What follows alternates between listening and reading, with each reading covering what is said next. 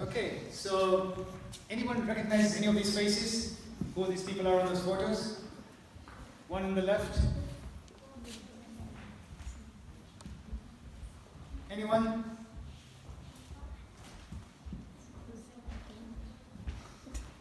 Initials begin with JJ. Last name? Thompson. Well done. If you just get the lights on. So JJ Thompson, you know why is he famous for? The first person to discover electron. Can you imagine just for a moment the first person to discover electron?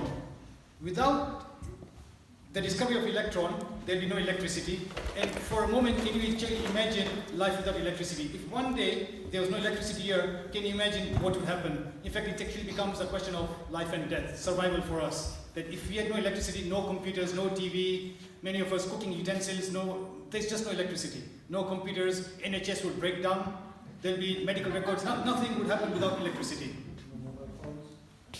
Yeah, no mobile phones, absolutely. On the person on the left? No, Napoleon, no? Christopher Columbus. And he's famous for the first person. Do you know? Huh? Discover, yes, not spices. Oh, maybe spices, yes, you're right. Yes, spices. But because he discovered America, USA. So he went around the world. So the first person to discover America, if he had not discovered America, we would have red Indians eating apples, but not the Apple store. So, without the America being discovered. And this photos over here, the Wright brothers. So imagine that people were sailing in the past, but without the discovery of the flight, the first people to discover flight, then there would be no air flights, there would be no discovery of the satellites going to the moons, and then all this going to the Mars. Just this simple discovery, just in the past few hundred years, 100, 200 years, they discovered the flight, and we had this, the first of everything. And we can't imagine our lives without sort of the first of this, first electron, the first person to go to the USA, the first of this. So now brings the next question. Do you know who is this first of all? Chitrabhanuji, well done. And obviously he's famous for many things, but in the theme of first, what is he famous for? Sorry? Maitribhanu, okay, yeah, okay, so he said that, but he's famous for being the first of something. The first person is the first person, we believe, since Lord Mahavir's time, so over 2,500 years, the first sadhu to actually say that let's actually go away from India, because until now all the sadhus and sadhus used to travel by foot, they never went out of India. So he, to the best of our knowledge, is the first Jain saint to actually say that for the benefit of propagating Jainism outside India, I would rather leave my, the vows of traveling by foot and actually go overseas. So he's accredited to being the first person ever. And you can imagine that this school perhaps would not be existing if he had not come out. Most of us have got the spirit of Jainism through him. He's like known because he's the one who actually spread Jainism, the first person to outside India. So let's look at some of his life. His mom was called Chunibai and his dad was called Chogala. The eldest child was called Saribal and he did not live beyond infancy. So as a small child he passed away.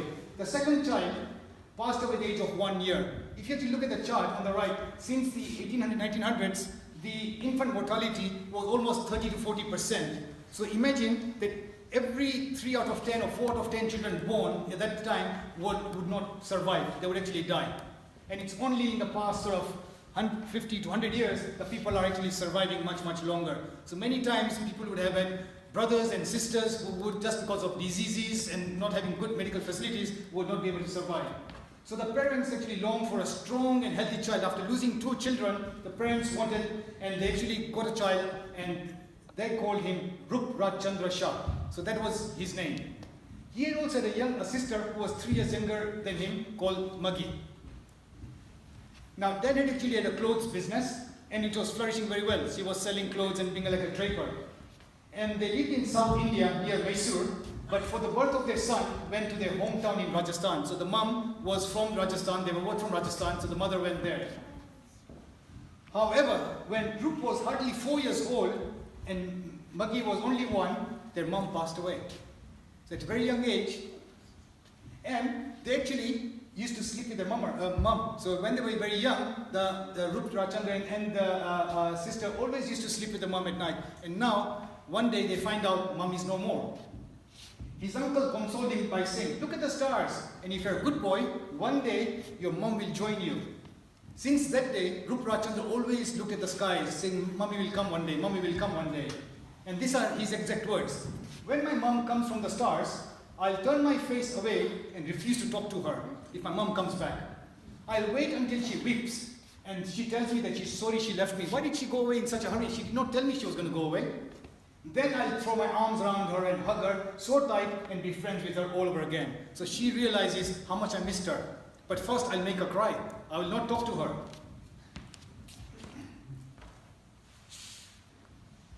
So then what happened is, his dad's sister, Aunt Vajra, used to look after them. And one day, Aunt took Maggie to visit their relatives in a small village. And that's the last time Rup actually saw his sister. Because when the aunt took her to the next village, there was an epidemic of smallpox, and his little sister, who was just three years old, she passed away. What tragedy after tragedy. Rup and his father were pained even more. Rup had not noticed that when his mom had actually passed away, his father had fasted for 3 days because the grief was so much. He says, I'll not eat food. That was his way of actually coping with the grief. But now, not being able to bear the loss of his wife and his daughter, they said, we can't stay in this house here. The memories are too fresh. So they decided to go. Let's go away and let's go to a Digambar Jain temple. And he says, then the memories will not haunt us. Anyway, after they came back, the house was empty. Dad was actually working in the shop. He used to go to school, come back, and then he was all alone. So age 12, he started to smoke. He started to smoking. He started coughing and the cigarette was actually burning. So his friend says, hey, why don't you start smoking? And then he started smoking, and then because he was coughing, he just threw the cigarette into a stack of hay. And suddenly the hay caught fire, a huge fire. The kids were scared. Now this is a very big fire, what to do? All the kids run away, but some villagers saw him. Oh, he says, this is the son. And then he said, oh my God, now I'm going to be caught. He's going to tell my father that I was smoking and I lit a fire. He says, I can't bear this. He couldn't go home. And so then what did he do? Okay, this is not working. So he then said, let me run away. I can't go and see my father. So he actually took a train and he then went to Bangalore. And if you look at the map, Mysore is on the south, Bangalore is up there, 100 miles away. He says, I'll go to my cousin's house so that, you know, I just can't see my dad because I'm now starting to smoke, and if my dad scolds me, what will he do? Anyway, he reached to his cousin's house, and then when he came back, his dad was saying, don't worry, son. And he patiently told him, Rup was very rebellious, but he just wouldn't listen. Then Rup actually became a chain smoker. He says, I don't care about my dad. If I go out and if my dad's friends see me, it doesn't matter. I want to start. So he started smoking a lot of cigarette smoking. One day he thought to himself, I'm actually becoming a slave of these cigarettes. Every day I need to smoke so many cigarettes. This is not good for my health. And he himself then saying that I cannot become a slave of anyone. And then he himself decided to quit. He said, I don't want to have this. Let's look at another example of his story. He was going to school and he didn't like his teachers. So his friends got together and said, with his friends, let's play a prank on our teacher. So when the teacher came to class, what they told to the teacher, hello sir, he says, you look a bit pale today, you're not feeling well. The teacher says, no, I'm very fine, nothing wrong with me. After break time, some of his other friends came, sir, is there something wrong with you? You're looking so weak, you're actually looking as though you've got some very bad disease or something. So he says, no, I'm fine, nothing problem with me. Then by lunchtime, another friend went to him. Sir, there must be something really wrong with you. We have never seen you like this. You're looking so white. Teacher says, what's wrong with you guys? I'm perfectly fine. Nothing wrong with me. By the afternoon, other kids went and told the teacher the same thing. He went to the bathroom, looked at his face. He says, am I really looking not well? He splashed some water in his eyes. I think I'm not feeling well. He then said, so by 4 o'clock, he actually went home. Went to his wife. Wife says, what's wrong with you? You're looking so pale and so weak. He says, yes, I don't want to eat anything. Let me go to sleep. And he actually got fever, and for 3 days he did not go to school. Now the kids say, we were just playing a prank on our teacher. But then what's happened to him? Then after 3 days, the kids went to his house, saying, sir, we are missing you. How come you've not been coming for 3 days? And they're saying, oh, I've not been feeling well. No, sir, you're looking fine. And just the next day, the teacher actually became very healthy, and he went back to school. Since that day, Rup Rajchandra realized, how can thoughts affect people? He says, we were just making a prank, but because the teacher started thinking, I'm not well, he actually became not well. So since that day, he says, if I want to influence my friends, see some very good thoughts in people's mind, don't put bad thoughts in your mind. So that's a learning lesson which he learned at that stage. Another day, let's look at the greed in the guru. So one day, his father had a clothes business, and once he was in the clothes business, a lot of people used to come and put some jewelry. They say, okay, I need some money, because his father used to have lots of money coming in. So he says, I've got this ring. Can you please keep this ring with you and give me, say, 10,000 rupees? So his father used to lend, but he used to keep that ring as security. So a lot of people used to leave some valuable stuff, and he used to give money to the people. So then one day what happened was, Rajchandra's dad went out. He was all alone in the shop. And then what happened? Let's say, he was sitting in the shop like this. Have you seen this toppies here? So like this, he was sitting in the shop. He was sitting there, and then suddenly some person in an orange robe came there and saying, hello, sir. He says, look at me. He says, oh yeah, who are you? He says, look at this. What do you see? Oh, I see 1 rupee in my hand. Really? You see 1 rupee? Yeah. Okay, now what? Look, what have I done? 10 rupees. I've converted this 1 rupee into 10 rupees. Wow. Then he puts look at this, what's this? It's 1 ring. Okay, look. And then he did this, and there were 10 rings in his hand. He says, you see. Wow, Rupa says, oh, amazing. I've never seen a person who can do 1 to 10. You give him 1 something, and he'll give you 10 of something. If you want to know more about my magic, come. I'm actually sitting under a tree just at the far end of the village. So Rupa Rajchandra the next day he said, this is amazing. My father is struggling in business. Someone has actually kept some rings in the safe here. So why don't I take some, my father doesn't know, if I take some rings from my father which someone else has lent him, so if I take those rings, I go to this magician, he will then make this 1 ring into 10 rings, and my father will be so rich and he'll be proud of me. So he says, let me. So he goes to the person there, finds him. So you've come here? He says, yes, I've come. He says, now what? Look, I've got this 1 ring. Can you please make it into 10? Yeah, sure. Why don't you have a sit? Then what does he do? He then says, okay, why don't you do this? Go down there, there's a tree there, dig the ground and put this ring in there, come back, we'll chant some prayers, and then you go back and you'll find 10 rings. And he does that. He goes, digs the place, puts the ring, comes back, they chant, he goes back, he looks around, oh, the ring is not here, where's it gone? He goes back to the guru, where's my ring? Oh, you must have forgotten where you put it, go back again, start digging some other place. He goes there, doesn't find the ring. Then eventually, he says, that cannot be true. I've dug this place here, there's a pile of mud here, the ring must be here. So he then goes back, but the guru has actually gone away. He says, oh, I've been cheated. What happened? So by the time he was going there, some other friend was standing there. When he saw that he was dug, he actually dug up the guru's other friend, took the ring and ran away. And by the time he was looking for it, the guru then again ran away. Now he goes to his father, how will I tell my father that I've actually taken this ring from your safe, and now I've lost it. Eventually what happened was his father says, after 3 months the person comes back and says, my reputation is at stake, what should we do? So then what he says is, okay, when the person comes to collect his ring, he says, yeah, can I have my ring back? And here's the money back. He says, sir, before you ask anything, we actually like your ring so much. You're coming so frequently for the money, why don't you do this? I want to buy the ring from you. So that guy says, me? That's very good. He's desperate for the ring. So if I sold this ring to someone else, I would get 1,000 rupees. Let me charge this person 5,000 rupees. So he says, okay, for 5,000 rupees, the ring is yours. The father gives him 5,000 rupees and says, okay, fine. So we don't need to give the ring back because he's not bought it. But obviously he's not bought it because the ring was lost. But he did not scold Rupa Rajchandra. So he learned the big lesson. The father said, our name was Said. Later, he actually joined Subhash Chandra Bose because he was a young man, strong. He says, I want India independent. So I want to actually join. And Subhash Chandra Bose was actually kind of a militant organization. So what happened was, we want, and then what they said is, when Rup Rajchandra joined them, then Subhash Chandra Bose told him, you know what, these British, we are not getting independence here, so let's have some explosive and let's do some bombing. So why don't you do this? Take these bombs, explosives, and take it to some other location.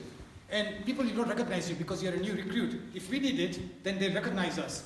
So then they gave him some explosives. As he was walking along, the police found him suspicious and they caught him. And they said, why are you carrying explosives? And they took him to the police station. He says, who gave it to you? He did not say anything. And because he was not disclosing anything, they put him into jail. And he suffered for a little bit of time. When he was released, he then said, I want to join this Free India movement, but not through violence, but I'll now join Mahatma Gandhi. And he then joined Mahatma Gandhi as a non-violent way of freeing India. Let me go a bit faster because of... Okay, so that's his early life. So he was born in 1922. By 1942, in 20 years of time, he became a monk. So there was a lot of thoughts going on in his mind, and he became a monk. And then when he became a monk, he did lots of studies. So where does the name Chitrabhanu come from? Because when he became a monk, he was called Muni Chandra Prabhasagar. So when he started becoming monk, he had to do a lot of meditation. And after he did many years of meditation, now the Guru says, now you are ready. Now you can write articles and you can now preach to others. He said, if I start preaching to others, and if I say that I am Muni Chandra Prabhasagar, my ego will get boosted up. Oh wow, what a great writer he is. What a great thing he's doing. So I don't want my people to know who is writing these articles. So let me create a pen name, like a nickname. And he called Chitrabhanu, the essence of the sun. And Chandra Prabhu was like the moon, essence of the moon. So that's the time he then coined his own name as Chitrabhanu. And whenever he used to write any articles, he would write his name as Chitrabhanu. After many years of doing sadhanas, he then went to Mount Abu, and he was actually meditating under a tree. And because he had lots of thoughts, he composed Maitri Bhavanu in Mount Abu. 29th March 1970, that's the time when he decided to go to Geneva. There was a spiritual conference, so he went there. And he said, now I don't want to become a monk anymore, because as a Jain monk, he cannot travel. So he says, I'm willing to let go of my white robe, but for the sake of propagating Jainism and for propagating, let me actually go to Geneva. From Geneva, he went to France. Quite interesting, in France, there was actually a French man born to, obviously, Christian French people, and he was called Acharya, he was called Hamsa Anand. When Chitrabhanu met him, then he says, wow, he says, I actually meditate in these caves of, I don't know which part of France, but he said, I'm meditating here. He says, wow, amazing character you are. And Chitrabhanu gave him the title of Acharya. He says, you are like an Acharya, your conduct and how you do. So can you imagine that there was a French man who was actually ordained as an Acharya by Chitrabhanu. He gave him the title of Acharya Hamsa Anand. He went and met Pope Joel VI. He came to the UK at that time. He went to Cambridge and Oxford universities, he went to Africa, he went to America, he went to Harvard School, and then eventually he then decided to settle in New York. For many years, he had the Jain Meditation International Center, and just a week ago, on 19th April 2019, he passed away. So this is a tribute to Chitrabhanu. So this is just Mount Abu where he composed this is when he came to Africa. In fact, this is like our family home where he actually visited when he came to Africa. So this is, he's written many books, and some of the books can be freely downloaded from Jain library. In fact, this is the book, I got all this information from this book here, his biography. So if you are interested, you can go to Jain library and download many of these books at no cost. And so now we'll ask Sandeep, sorry it's got a little bit longer, but to recite Maitri Bhavanu, which is, it's almost like the national anthem for the Jains, Maitri Bhavanu. Thanks, Rajiv. That was absolutely fantastic and really, really informative. So we're all going to sing Maitri Bhavanu together. So I'll start it off. If everyone can just join in, that would be brilliant. Maitri Bhavanu Pavitra Saranu Mujhaiya Vavaya Kare Shubhatao Sakala Vishwanu Eri Bhavana Nitya Gunati Parela Guni Jana Dekhi Ayuma Nutya kare, e santo na